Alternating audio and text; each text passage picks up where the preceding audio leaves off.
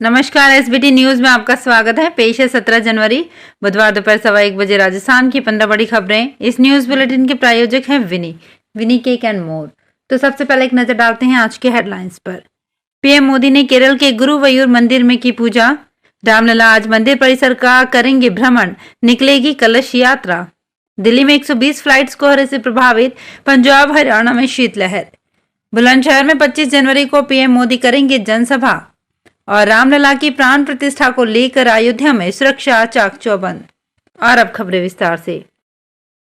अयोध्या में प्राण प्रतिष्ठा से ठीक 6 दिन पहले प्रधानमंत्री नरेंद्र मोदी 2 दिन के आंध्र प्रदेश केरल दौरे पर हैं। बुधवार सुबह उन्होंने केरल के गुरुवयूर मंदिर पूजा और दर्शन किए। इसके बाद वे करीब 10:30 बजे त्रिपयार श्री राम मंदिर में पूजा करेंगे। फिर दोपहर करीब 12 बजे कोच्चि में कोचिन शिपयार्ड से जुड़े 4000 प्रोजेक्ट्स के शिलान्यास का उद्घाटन किया। पीएम मोदी मंगलवार 16 जनवरी की शाम केरल पहुंचे थे।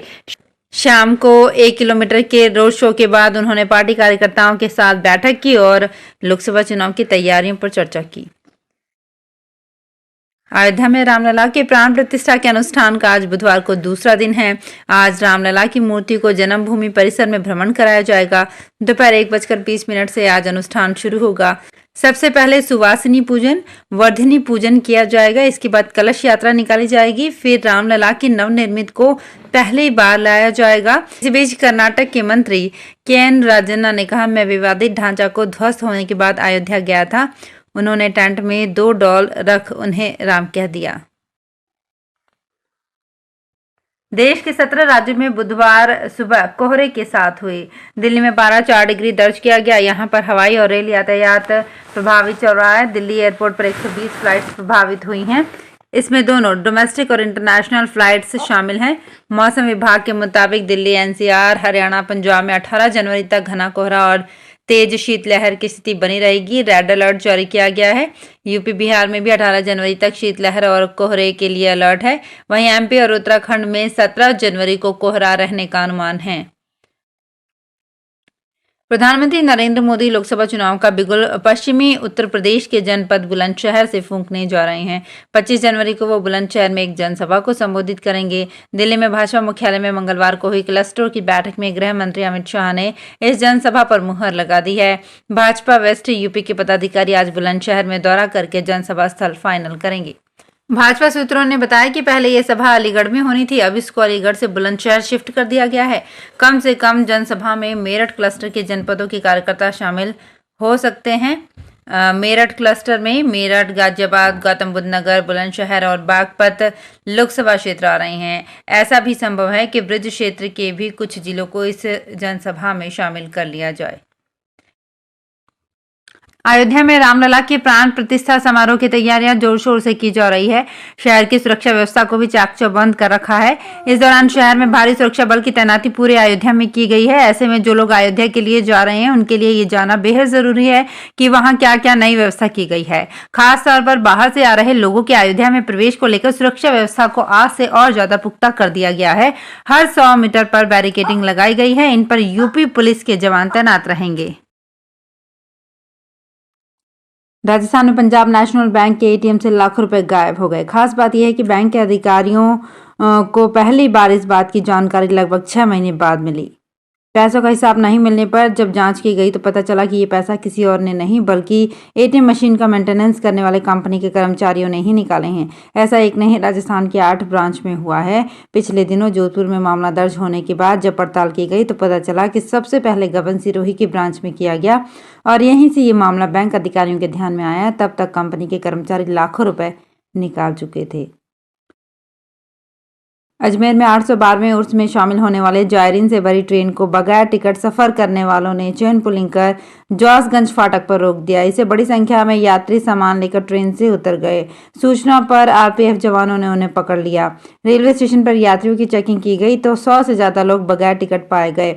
आरपीएफ अधिकारी लक्ष्मण गौड़ ने बताया कि मुंबई से अजमेर आ रही अरावली एक्सप्रेस और दादर एक्सप्रेस ट्रेन को कुछ लोगों ने चेन पुलिंग कर रुकवा लिया। जॉसगंज फाटक पर बड़ी संख्या में यात्री ट्रेन से उतरने लगे, जिन्हें आरपीएफ जवानों ने पकड़ लिया। 100 से ज्यादा लोगों के पास टिकट नहीं थे। बिना टिकट मिले 56 यात्रियों की रसीद काटकर इनसे 26,080 रुपये जुर्माना वसूल किया गया, जबकि 34 लोगों के खिलाफ रेलवे एक्ट में मामला दर्ज किया गया। टूरिस्ट सिटी उदयपुर की महाराणा प्रताप एयरपोर्ट डबोक के नाम एक नई उपलब्धि जुड़ गई है, जिससे अब यहां पर खराब मौसम में उड़ानों की लैंडिंग में मुश्किलें नहीं आएंगी। एयरपोर्ट को रनवे न्यू कैटेगरी 1 का इंस्ट्रूमेंट लैंडिंग सिस्टम से लैस कर दिया गया है। ये जानकारी एयरपोर्ट अथॉरिटी ऑफ इंडिया ने एक्स पर पोस्ट कर दी है। इस सिस्टम से लैस होने के बाद अब धुंध में हवाई यात्राएं बाधित नहीं हो पाएंगी। खराब मौसम में विमानों को दूसरे हवाई अड्डों पर डाइवर्ट करने की समस्या से भी राहत मिलेगी। इससे अब विमान 800 से कम विजिबिलिटी में भी उतर सकेंगे। 22 जनवरी को अयोध्या में भगवान श्री राम के भव्य मंदिर में रामलला की प्राण प्रतिष्ठा को लेकर आस्था धाम मेहंदीपुर बालाजी में भी उत्साह और उमंग का माहौल है। इसके उपलक्ष्य में मेहंदीपुर धाम में रामोत्सव मनाया जाएगा, जिसकी तैयारियां जोर शोर से शुरू हो गई हैं। मंदिर के महंत डॉक्टर नरेशपुरी गोस्वामी के सानिध्य में आयोजित होने वाले राम उत्सव के पहले दिन 21 जनवरी को भव्य कलश और शोभा यात्रा का आयोजन होगा। अयोध्या में रामलला की प्राण प्रतिष्ठा के दिन MKP आश्रम में अखंड रामायण पाठ और 51 विद्वानों द्वारा महायज्ञ किया जाएगा। अयोध्या में श्री राम के मंदिर की प्राण प्रतिष्ठा की अंतिम तैयारियां हो रही है। इस उत्सव का पूरे देश में जश्न मनाया जा रहा है। जयपुर भी इस उत्सव को खास बनाने में जुटा हुआ है। शहर के कई कलाकार अलग अलग तरीके से राम उत्सव का हिस्सा बनते नजर आ रहे हैं। इस दौरान जयपुर में पहली बार ऐसा कार्यक्रम हो रहा है जिसमें 100 सिंगर एक साथ चौपाइयां गाएंगे। वहीं जयपुर के अल्बर्ट हॉल पर 22 जनवरी को मिनी राम मंदिर का स्वरूप बनाकर दीपावली मनाई जाएगी। पूरे रामनिवास बाग को अयोध्या नगरी के रूप में सजाया जाएगा। शहर के कई गायकों ने श्री राम से जुड़े गाने तैयार कर अपने YouTube चैनल पर रिलीज किए हैं। राजस्थान के युवाओं का लंबा इंतजार खत्म हो गया है। कर्मचारी चयन बोर्ड ने नर्स भर्ती, महिला स्वास्थ्यकर्ता भर्ती और कृषि पर्यवेक्षक सीधी भर्ती परीक्षा का शेड्यूल जारी कर दिया है। तीनों भर्ती परीक्षाएं फरवरी के पहले सप्ताह में आयोजित की जाएंगी, जिसके एडमिट कार्ड जनवरी के आखिरी सप्ताह में जारी होंगे। वहीं बोर्ड द्वारा पहली बार अभ्यर्थियों को 5वां विकल्प भी दिया जाएगा। जयपुर के सवाई मानसिंह हॉस्पिटल में अब मरीजों को अलग अलग बीमारी के इलाज के लिए घूमना नहीं पड़ेगा।